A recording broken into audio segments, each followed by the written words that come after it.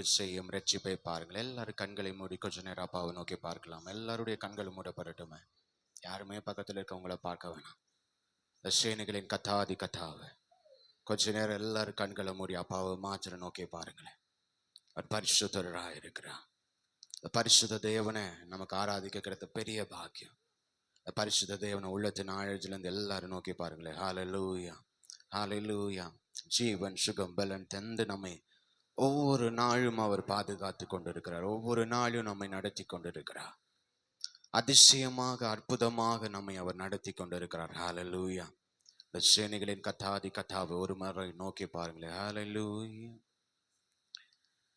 சேனைகளின் கர்த்தர் பரிசுத்தர், சேனைகளின் கர்த்தர் பரிசுத்தர், சேனைகளின் கர்த்தர் பரிசுத்தர், பரிசுத்தர் பரிசுத்தரே, பரிசுத்தர் பரிசுத்தர். எல்லாருடைய கண்களும் மூடட்டும். அந்த பரிசுத்தரை நோக்கி. சேனைகளின் கர்த்தர் பரிசுத்தர், சேனைகளின் கர்த்தர் பரிசுத்தர், பரிசுத்தரப்பா. சேனைகளின் கர்த்தர் பரிசுத்தர், பரிசுத்தர் பரிசுத்தர். Worship you, Dad. Oh, பரிசுத்தர் பரிசுத்தரே. பரிசுத்த இயேசுவை நோக்கி பார்க்கிறோம் ஆண்டவரே. பரிசுத்த ஆவியானவரை நோக்கி பார்க்கிறோம் தகப்பனே. எங்கள் மேல நம்முடைய வல்லமை இறங்கும்படியாய் ஜெபிக்கிறோம் தகப்பனே. உடைய பரிசுத்த ஆவியினால் எங்கள் ஒவ்வொருவரை நிரப்பும்படியாய் ஜெபிக்கிறோம். Spirit of God, ஒவ்வொருவரை நிரப்புங்க அப்பா. ஹல்லேலூயா. நாமம் அல்லாமல் வேறொரு நாமம் இல்ல தகப்பனே. இந்த உலகில் எங்களை விடுவிக்க வேறொரு நாமம் இல்ல சுவாமி. உடைய நாமத்தை சொல்லி நாங்கள் நோக்கி பார்க்கிறோம் தகப்பனே. ஆவியானவரே, உம்மால் கூடாதது உம்மால் ஆகாதது ஒன்றுமில்ல தகப்பனே. எங்கள் மேலே உடைய கரம் இறங்கும்படியாய் ஜெபிக்கிறோம் தகப்பனே. சோர்ந்து போயிருக்கிற எங்கள் ஆவி ஆத்மா சரீரத்திலே உம்முடைய வல்லமையினாலே உற்சாகத்தின் ஆவியினால் எங்களை நிரப்பும்படியாய் ஜெபிக்கிறோம் ஆண்டவரே. கட்டுகள் எல்லாம் உடையட்ட தகப்பனே. விடுதலையோடு சமூகத்தடை நோக்கி பார்க்க தேவன் கிருபைகளை கொடுப்பீராங்க தகப்பனே. ஹல்லேலூயா. எல்லாரும் கண்களை மூடி அப்பாவை நோக்கி பாருங்களேன். ஒரு நம்ம ஏசப்பான்னு சொல்லி வாய் நிறைந்து கொடுங்களே. ஹல்லேலூயா. கட்டுகளை அவர் மாற்றுவார், உங்கள் நிந்தைகளை மாற்றுவார், உங்கள் சூழ்நிலைகளை மாற்றுவார். அவரால் கூடாத காரியம் ஒன்றுமில்லை. அந்த இயேசு நாமத்தை சொல்லி இயேசுவேன்னு சொல்லி எல்லாரும் வாய்களை திறந்து கொடுங்களேன். ஹல்லேலூயா, ஹல்லேலூயா. இயேசுவின் ரத்தம் ரத்தம் ரத்தம். ஹல்லேலூயா. இயேசு நாமம், இயேசு நாமம், இயேசு நாமம், இயேசு நாமம், இயேசு நாமம், இயேசு நாமம் வாழ்கவே. இயேசு நாமம், இயேசு நாமம், இயேசு நாமம், இயேசு நாமம், இயேசு நாமம், இயேசு நாமம் வாழ்கவே. எல்லாரும் வாயிலத்தை சொல்லுங்களேன். இயேசு நாமம், இயேசு நாமம், இயேசு நாமம், இயேசு நாமம், இயேசு நாமம், இயேசு நாமம் வாழ்கவே.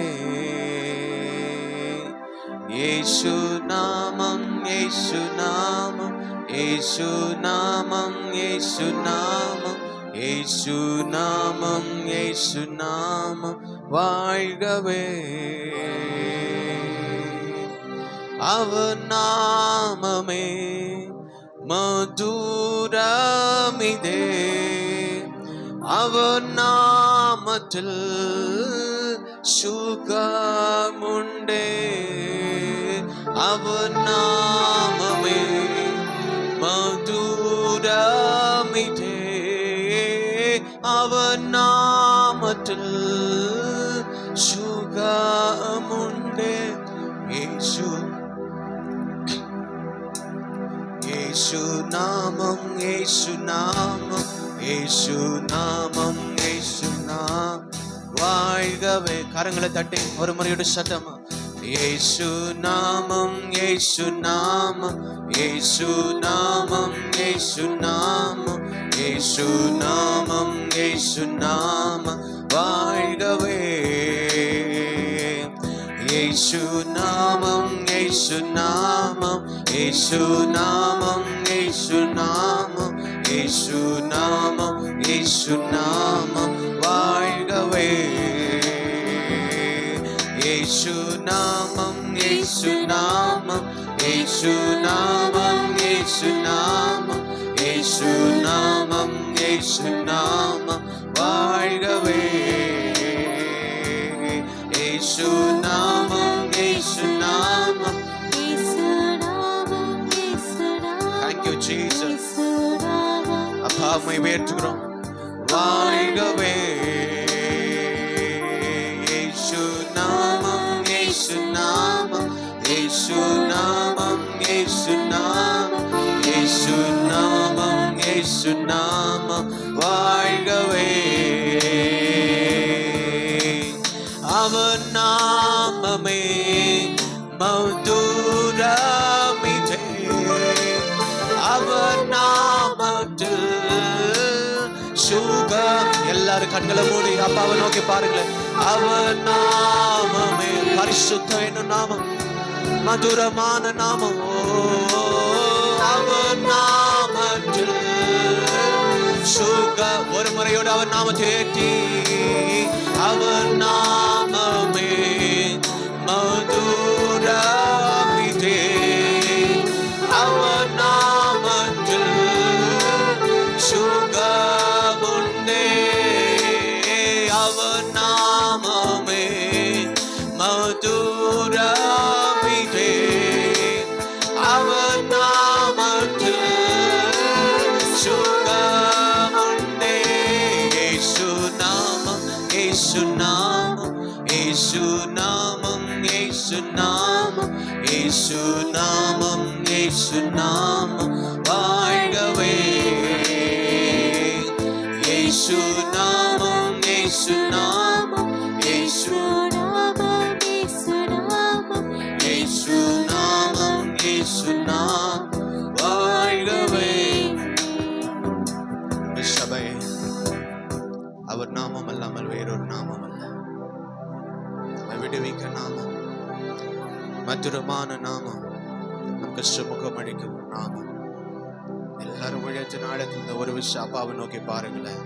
தகப்பனே இறங்குங்க அப்பா, என் மேல இறங்குங்க அப்பா. கரம் இறங்கட்டு சாமி. தேவனால் கூடாததும் ஆகாததும் ஒன்றுமல்ல சாமி.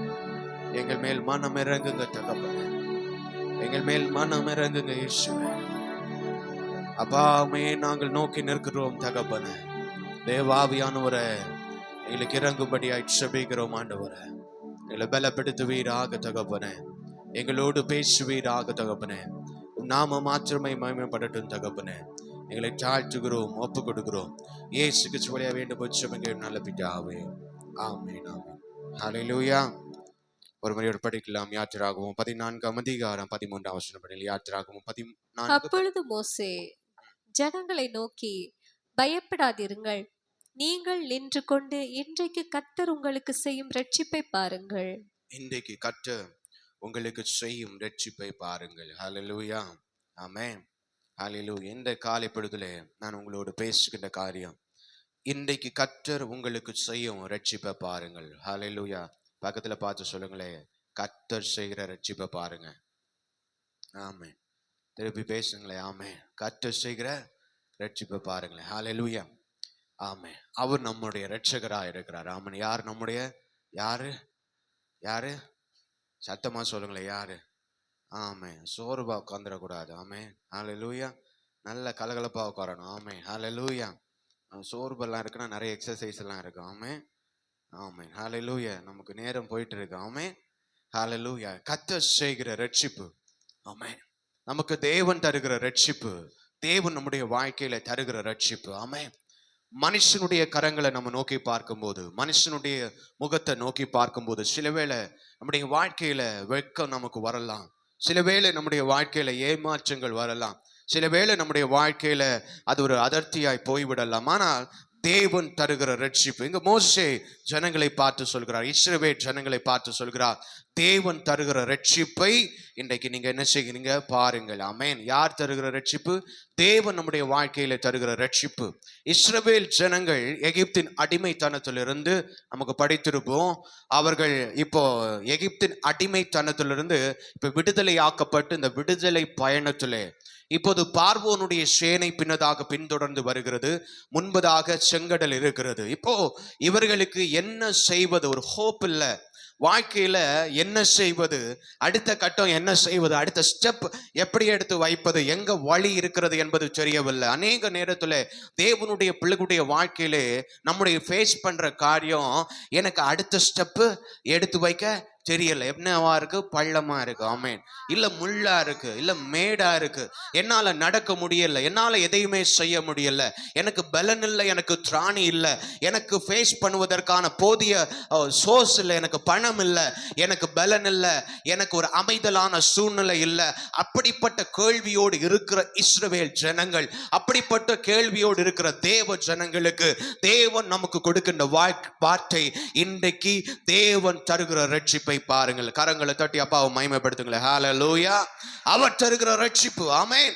அவர் தருகிற ரட்சிப்பு வித்தியாசமான, எந்த சூழ்நிலையும் இல்லை, என்ன செய்வது என்று தெரியவில்லை, எப்படி போவது என்று தெரியவில்லை. அப்படிப்பட்ட சூழ்நிலையிலே தேவன் தருகிற விடுதலை, தேவன் தருகிற ரட்சிப்பு, தேவன் தருகிற சமாதானம், தேவனுடைய நடத்துதல், அது வித்தியாசமானது. ஹல்லேலூயா. அது வித்தியாசமானதா இருக்கிறது. இங்கே இஸ்ரவேல் ஜனங்கள் அதை ஃபேஸ் பண்றாங்க. மோசே சொல்லுகிறார், நீங்க எதை குறித்தும் பயப்படாதீங்க, உங்க வாழ்க்கையில நீங்க எதை குறித்தும் பயப்படாதீங்க. பார்வோன் சேனை வருகிறது என்று சொல்லி பயந்து போய் இருக்காதீங்க. பார்வோன் நம்மை துரத்துகிறான் என்று சொல்லி பயந்து போய் நிற்காதீங்க. செங்கடல் முன்பதாக இருக்கிறது என்று சொல்லி பயந்து இருக்கிறார்கள். தேவன் தருகிற ரட்சிப்பை உங்கள் கண்கள் பார்க்க போகிறது. ஹல்லேலூயா. சில நேரங்கள் அநேக எதிர்பார்ப்போடு நாம் வாரம் வாரம் வந்து தேவ சன்னிதானத்திலே உட்கார்ந்து இருக்கலாம். வாரம் வாரம் தேவ சன்னிதானத்திலே தேவ சமூக தண்டையிலே உட்கார்ந்து இருக்கலாம். எனக்கு இதிலிருந்து விடுதலை இல்லை என்கிற ஏக்கத்தோடு இருப்பீர்கள் என்று சொன்னால் தேவன் தருகிற ரட்சிப்பை உங்கள் கண்கள் பார்க்க போகிறது. அல்லேலூயா, ஹல்லேலூயா. அவர் தருகிற ரட்சிப்பு எப்படி இருக்குமா? நான் ஒரு பகுதியை கூட உங்களுக்கு காண்பித்துக் கொள்ளலாம் என்று நினைக்கிறேன். நாம் திருப்பிக் கொள்ளலாம் தானியேலின் புஸ்தகம் 3ஆம் அதிகாரத்திலே. அங்கு அழகாக கூறப்பட்டிருக்கிறோம் சாத்ராக், மேஷாக், ஆபேத் நேகோ என்பவர்களை பற்றி. ஆமென். தானியேல் 3ஆம் அதிகாரத்திலே இங்கு நேபுகாத்நேச்சர் அழகான ஒரு பொற்சிலையை உண்டாக்குகிறார். இதை நீங்க பணிந்து கொள்ள வேண்டும் என்று சொல்லுகிறார். ஆனால் உங்களுக்கு தெரியும், சாத்ராக், மேஷாக், ஆபேத் நேகோ என்பவர்கள் அதை செய்யாமல் தேவனுக்காக நிற்கின்றார்கள். அப்போது அவர்களுக்கு சோதனை வருகிறது. நீங்கள் இதை செய்யவில்லை என்று சொன்னால் நீங்கள் எரிகிற சூழலிலே போடப்படுவீர்கள் என்று சொல்லி ராஜாவுடைய கட்டளை வருகிறது. ஆமென். அந்த சூழலிலே இப்ப வசனம் நமக்கு தெளிவாக சொல்லுகிறது, அவர்கள் செய்கிறார்கள், நாங்கள் எது வந்தாலும் இந்த பொற்சிலையை நாங்கள் ஆராதிக்க மாட்டோம் என்று சொல்கிற வேளையிலே இப்ப சாத்ராக், மேஷாக், ஆபேத் நேகோ உண்மையாக நிற்கிற வேளையிலே இப்ப ராஜா சொல்றாரு, உங்களுக்கான நெருப்பு ஆயத்தமா இருக்கிற, ஒரே ஒரு சான்ஸ் தரேன், நீங்க இதுல இருந்து செய்றீங்களா இல்ல நெருப்புல போறீங்களா? அவங்க சொல்றாங்க, நாங்கள் ஆராதிக்கிற தேவன் எங்களை தப்புவித்தாலும் சரி, தப்புவிக்காமல் போனாலும் சரி, நாங்கள் இதை செய்ய மாட்டோம் என்று சொல்கிற வேளையில ராஜா சாதாரண சூட விட எவ்வளவு ஏத்தினாரா? சத்தமா சொல்லுங்களேன், எவ்வளவு ஏத்தினாரு? பிள்ளைகள் சொல்லுங்களேன், சாதாரண சூடோட படிச்சிருப்பீங்களே சின்ன வயசுல இருந்து, எவ்வளவு சூடு ஏத்தினாராம்?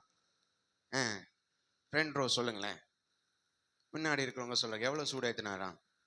7 மடங்கு. ஆமென். ஹல்லேலூயா. சாதாரண நெருப்பை விட 7 மடங்கு அதிகமா ஆமென் அவர் சூட ஏத்த சொன்னாராம். இப்போ இந்த சாத்ராக், மேஷாக், ஆபேத் நேகோவை கொண்டு போன அந்த பலசாலிகளும் அந்த நெருப்பின் வெப்பத்தினால் என்ன செய்தார்களாம்? அவர்கள் கருகி போனார்கள். ஆமென். அப்படிப்பட்ட சூழ்நிலையிலேயும் இங்க வசனம் சொல்லுகிறது, 27ஆம் வசனம் படிங்களேன். 27ஆம் வசனம், 3 தானியேல் 3:27. தேசாதிபதிகளும் அதிகாரிகளும் தலைவரும் ராஜாவின் மந்திரிகளும் கூடி வந்து அந்த புருஷருடைய சரீரங்களின் மேல் அக்கினி எந்த புருஷர்கள் மேல?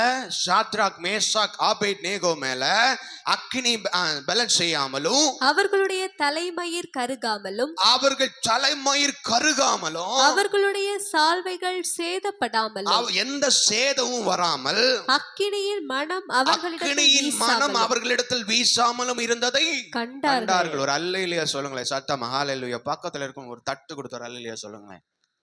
அவனால தட்டி சொல்லுங்களேன். நீங்க அடிக்கிற கொசு கூட சாகாது. ஆமே. நல்ல ஒரு தட்டு கொடுங்க. வெல்லம் சாப்பிட்டுட்டு வந்தீங்களா இல்லையா இன்னைக்கு? ஆமே. சாப்பிட்டுட்டு வந்தீங்களா இல்லையா? சாப்பிட்டுட்டு வந்தவங்க ஒரு அல்லேலூயா சொல்லுங்களேன். கம்மியா இல்லை.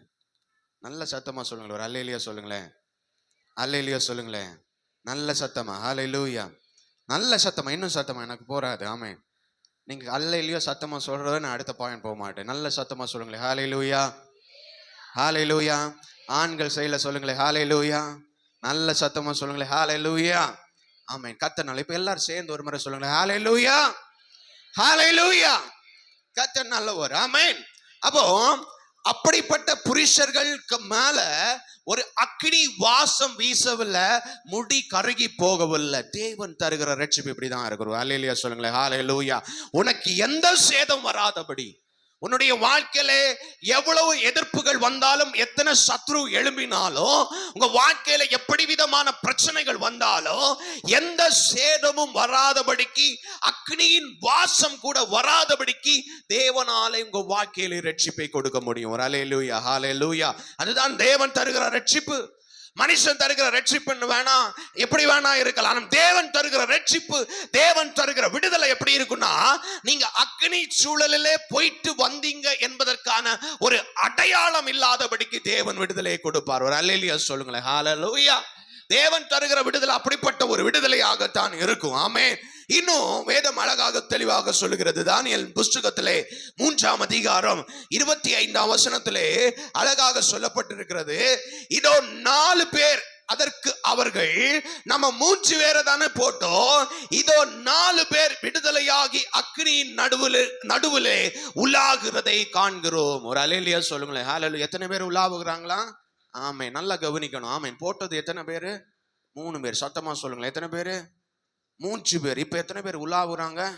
4 பேர். ஆமேன். ஹல்லேலூயா. வசனம் அழகாக இருக்கிறது. 4 பேர் உலாவினார்கள். அப்படி எப்படி இருக்கு பாருங்க. உலாவினார்கள். உலாவினதுன்னா என்ன? ஆமேன். அது உலாவுற இடம் ஆயாது. ஆமேன். என்ன? அது நெருப்பு. ஹல்லேலூயா. அது நெருப்பு. பக்கத்துல போனா கருகிரும். ஆமேன். பலசாலிகள் எனக்கு பலம் இருக்கணும்னு சொல்லி போனவங்க பக்கத்துல போனதுமே கருகிட்டாங்க. ஆமென். பக்கத்துல போனமே அந்த நெருப்பு அவங்களை காலி ஆக்கிடுச்சு. பக்கத்துல போனமே அவங்களை இல்லாமை ஆக்கி விட்டது நெருப்பு. பக்கத்துல போனமே அவங்க கருகி நாசமாகி போய்விட்டாங்க. ஆனா இப்ப சாத்ராக், மேஷாக்கோ இன்னும் ஒருவருமா சேர்ந்து 4 பேர் உலாவுகிறார்கள். ஆமென். ஹல்லேலூயா. தேவன் தருகிற ரட்சிப்பு. நீ தீச்சூழலிலே கிடந்தாலும், நீ தீச்சூழலிலே தள்ளப்பட்டாலோ, அங்க நீ உலாவிக் கொண்டுதான் இருப்பாய். அந்த தீ உன்னை சேதப்படுத்துவதில்லை. கரங்களை தட்டி தேவனை மகிமைப்படுத்துங்கள். ஹல்லேலூயா. நீ தீச்சூழல்ல கிடந்தாலோ, தீ உனக்கு எழும்பினாலோ, அது உன்னை சேதப்படுத்தாதபடிக்கு அவர்கள் உலாவினார்கள். ஆமென். ஹல்லேலூயா. தேவன் தருகிற ரட்சிப்பு, தேவன் தருகிற விடுதலை, தேவன் தருகிற வாழ்வு, தேவன் தருகிற ஒரு சோர்ஸ் எப்படின்னா, உங்களை அக்னி சேதப்படுத்துவதில்லை. ஆமென். ஹல்லேலூயா. நம்ம இன்னைக்கு அக்னியை பார்த்து பயப்படுகிறோம். என் வாழ்க்கையில இந்த நெருப்பை பார்த்து நான் பயப்படுகிறேன். என் வாழ்க்கையில இதை பார்த்து நான் பயப்படுகிறேன். என் வாழ்க்கையில அதை பார்த்து நான் பயப்படுகிறேன். இது என் வாழ்க்கையை அழிச்சிருமோ, இது என் வாழ்க்கையை சேதப்படுத்திடுமோ, இது என் வாழ்க்கையை நிம்மதி இல்லாமல் ஆக்கிவிடுமோ, இது என் வாழ்க்கையை ஏதாவது செஞ்சிருமோன்னு பயப்படுற சொல்ற நிலைமையில் இருக்கிற தேவ பிள்ளைகளே, ஆண்டவர் உங்களோடு பேசுகின்ற காரியங்கள், தேவன் உங்களை ரட்சிக்க அவர் வல்லமை உள்ளவராயிருக்கிறார். ஹல்லேலூயா. இன்றைக்கே அவர் தருகிற ரட்சிப்பு, அவர் தருகிற விடுதலை, அவர் தருகிற வாழ்வு அது வித்தியாசமானது. ஹல்லேலூயா. ஹல்லேலூயா. தேவன் தருகிற ரட்சிப்பு. தேவனால் மாத்திரமே அந்த ரட்சிப்பை கொடுக்க முடியும்.